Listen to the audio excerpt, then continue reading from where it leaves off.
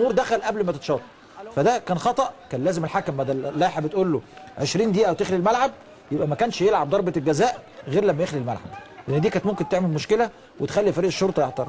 لكن الحمد لله الاتحاد الكوره ربنا طيب خليني بس، ده مهم قوي، معلش يا مازن انا متاسف استاذ فتحي، بالتاكيد ده حصر لينا تماما يا استاذ فتحي. وكاميرتنا كتر الف خيرهم وكتر خير الزميل ماجد غراب، بحيي المصور. يا ريت تقول لنا اسم المصور هنا من الدرجه الثالثه يمين. اقتحموا هنا، وزي ما شايف استاذ فتحي ما اقتحموش، دول دخلوا.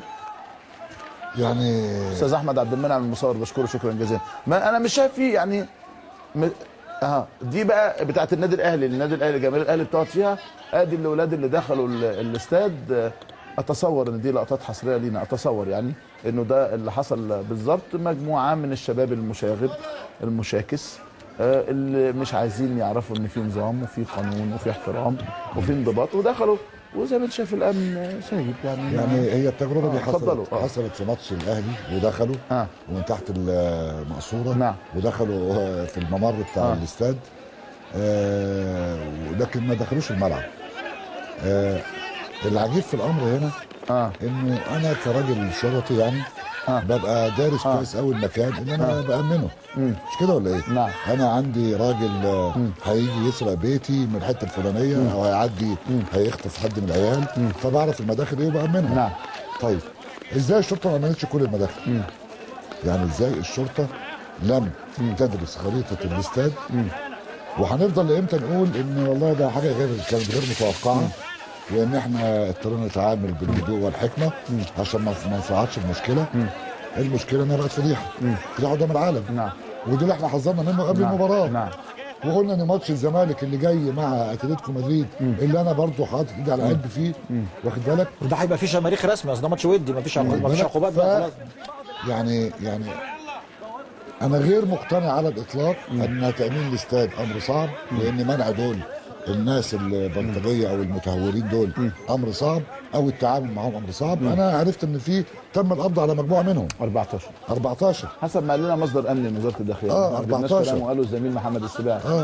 نعم 14 يعني برضه اشمعنى 14 يعني؟ ليه مش 20 ولا 15؟ ليه مش كلهم؟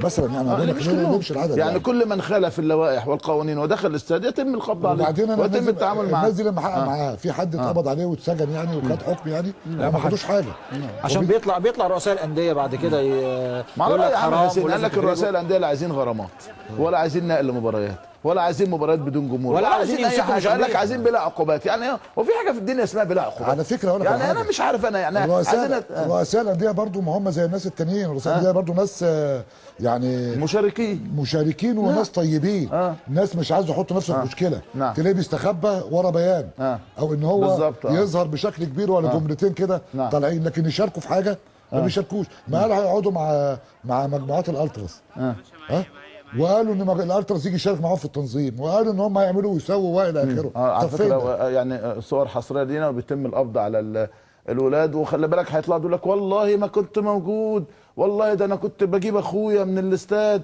اصل انا قلت له ما تروحش وهو اللي لا بص اصل انا مش عارف. ده فنان، ده مغطي وشه، ده فنان. وانا اصلي مش عارف ايه وانا ما كنتش هنا. هو لازم بالعصايه يعني؟ اعتقد دي مناظر مشاهد حصريه. ايه استاذ فتحي نفسي اعرف ما هي الاستفاده يا اخي؟ ما تقعد انت كان زمانك قاعد في الاستاد ومنور. واي دوله ديمقراطيه انجلترا قمه الديمقراطيه لو حصل كده في الاستاد هيتم التعامل معاهم بمنتهى القسوه طبعا، وهيروحوا السجن وهيتحاكموا عادي خالص، ومحدش هيقعد يتواصل عشان الافراج عنهم.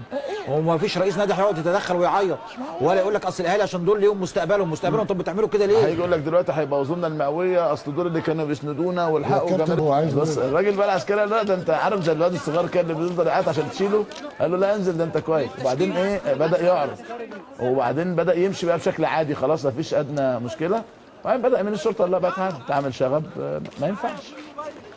انت اللي تاخد 175 قرش. لا عم شعبان الفني وماجد غراب الحقيقه ومصورنا احمد. هو حد ضربه؟ هو حد بيضربه؟ احمد عبد المنعم الحقيقه. نعم وشعبان الفني يعني الحقيقه هم اللي عملوا الشغل ده. ما هو بص يا استاذ فتحي يعني نشتغل اعلام بجد ونوري الصوره للناس وما نخافش من حد. لانه المشكله ان الكل خايف من كله، ما اعرفش ليه، ومش فاهم ادنى، ده بيطبطب وده بيدل اقول لك هل يفعلها مش عارف مين في الاسكندريه، وهل مش عارف مين في الاسماعيليه، وهل مش عارف مين في البورسعيد، وهل مين في الاهلاويه. لا ده مش دورنا احنا خالص يا استاذ. احنا نوجه، ولما نكون غلطانين احنا غلطانين، نكون في ظاهره حلوه نقول في ظاهره حلوه، وبترصد الواقع المؤلم. انا يعني نعم اهو القتيل اهو القتيل اهو القتيل. هو كان عايز بس حد يقول له نن اهو نن اهو يعني. لا عشان ايه يسيبوهم جاي نازل جري. ناخد احمد سعد حارس مرمى الشرطه النهارده، واحده من افضل مبارياته. مساء الخير يا ابو حميد، مبروك.